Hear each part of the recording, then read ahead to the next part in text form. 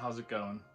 Um, so today, the city of New York and the country witnessed a tragedy. An armed gunman boarded a train in the subway, threw smoke grenades on the floor, and started firing at people.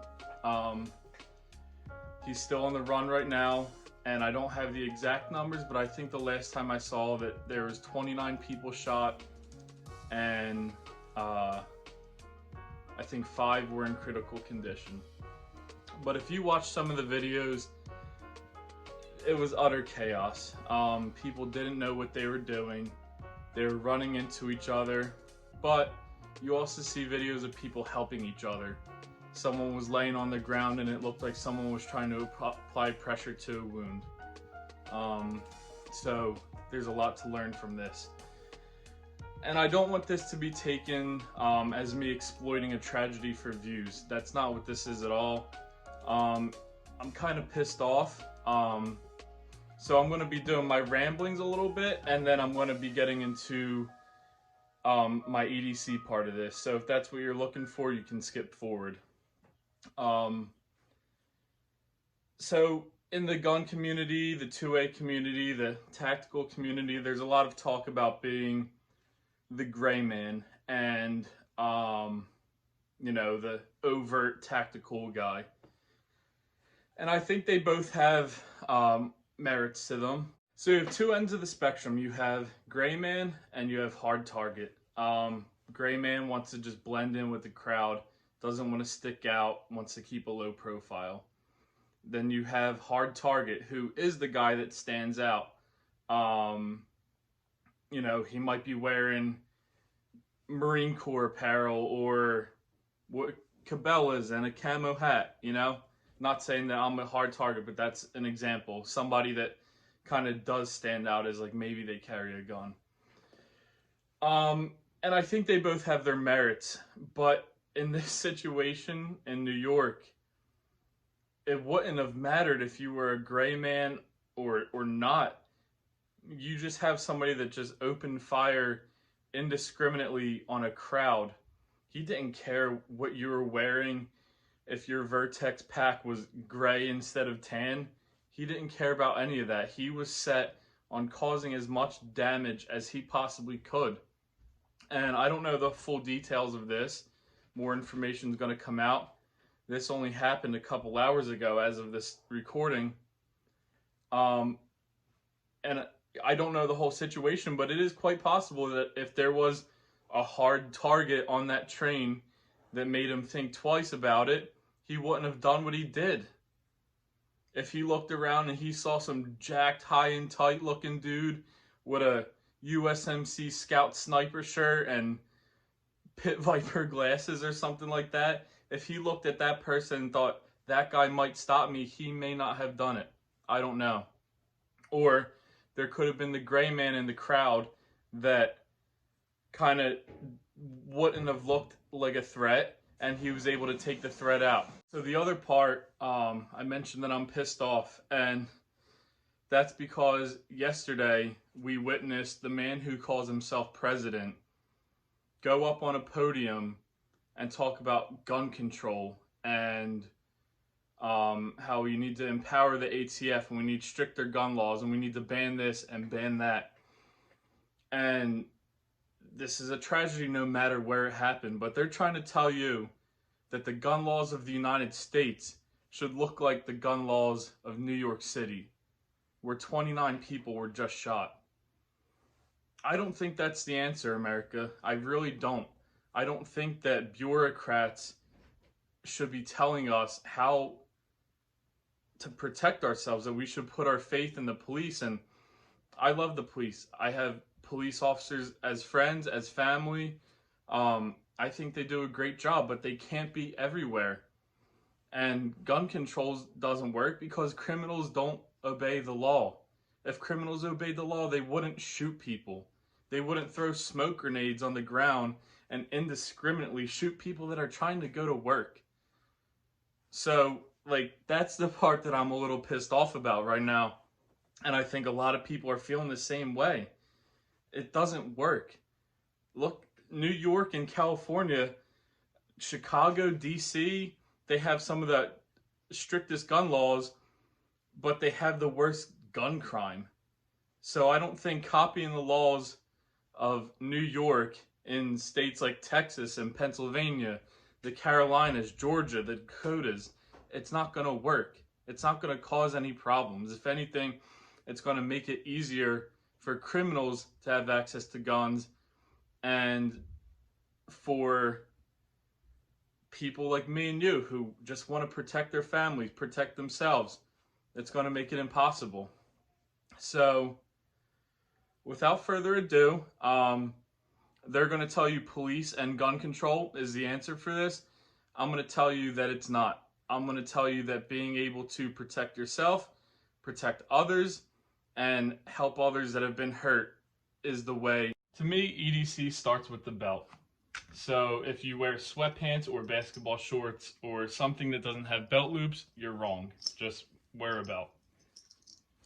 This is a gun belt from VersaCarry. It's not expensive, but it's thicker than a standard belt would be, if you can see there. And it is not going to give in under the weight of wearing a concealed carry every day. So nothing fancy to it. It's just, I think it's like buffalo leather or bison leather, made in America. I've had great experience with VersaCarry, so I would recommend this. And then on my belt, I carry two things, and that's going to be a pistol and a fixed blade. Depending on the situation, what I'm wearing, if I'm going to an event or something, that would determine which of my two pistols I choose. If I want something more concealed, I would go with the Glock 43. It's a single stack magazine, slimmer profile, and I have a Veil Solutions inside the waistband holster. This could be carried on the hip or ambidextrous. And then my standard carry is a Glock 19.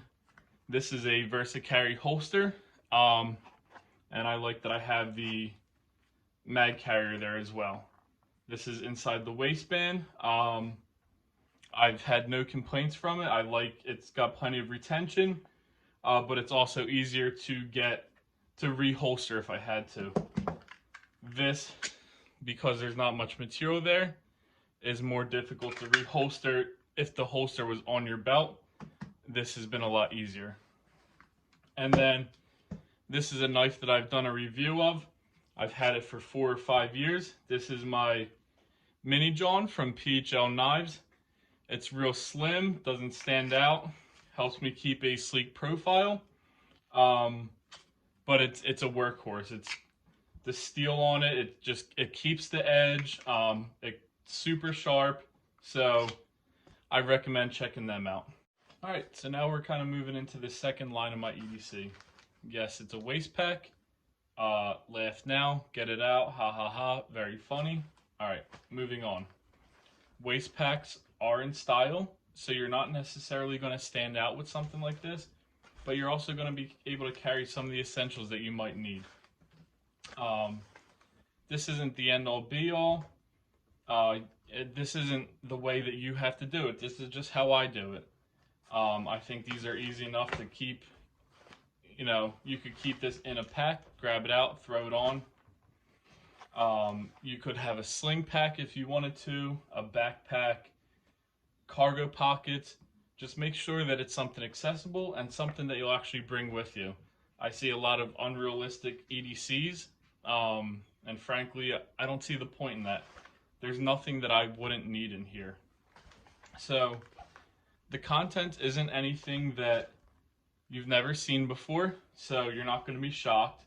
But this is kind of to just give a primer to somebody who might not have a kit at all. In my front pouch, I keep a flashlight, and that's it. It's a Olight, I forget the model, a i5T EOS, small enough to fit in your palm, but bright enough to get the job done. And I keep this pouch empty in case you needed to throw cash, keys, credit card, something like that in there. Small wallet, whatever. And then the center pouch is my medical. Right up top, I have a cat tourniquet. I think this is essential. If you only carry one thing on you, it should be a tourniquet. You should know how to use it, and it should be quality, but you should have a tourniquet. Then I have a pressure dressing for controlling bleeding. I have some compressed gauze for packing wounds. I have an NPA, like a nasal airway. And then I have a pack of gloves in here. Quick note on the gloves. In my last video, I had a pair of black gloves in my Minuteman Fire Team med kit. And a friend pointed out that you would want white gloves or blue gloves. This way you could see how much blood is on your hands. So I think that's a great idea. So Rich, thanks for pointing that out, man. And then I have a chem light. These are great multi-use tool. Think of a scenario where a crazed lunatic has thrown smoke grenades in a subway, and to add a dynamic, they could have also shut the lights out, or shot the lights out. So you have a chem light if you needed to pack a wound or something like that. Then in the back pouch, I have a pocket knife, a folder, just a small Kershaw. This is my backup. The EDC, the PHL knives would be my primary. And I have a spare mag that I keep in here.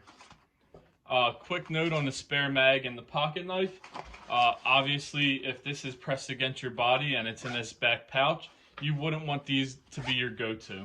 So I have a fixed blade with the handle sticking out.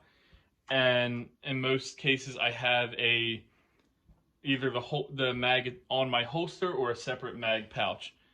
So you wouldn't want this for quick access. But I keep it simple. There's a lot of crazy EDC items out there. But this is just enough to stop a threat with the handguns and help somebody from bleeding out and dying in a subway. So just by carrying a fanny pack, and someone might laugh at you for doing it, but you could potentially save somebody's life or multiple lives by doing that. So gray man, hard target, it doesn't matter. Just be prepared and be ready to step up and save lives. Thanks for watching, everybody. Like, share, comment, join the discussion. I want my channel to be a discussion of like-minded people. So please put your comments in there. If you think I need to change something, put that in there. Let me know. Ask me questions. I want to get to know everybody. So thanks for watching. Stay safe. Have a good night.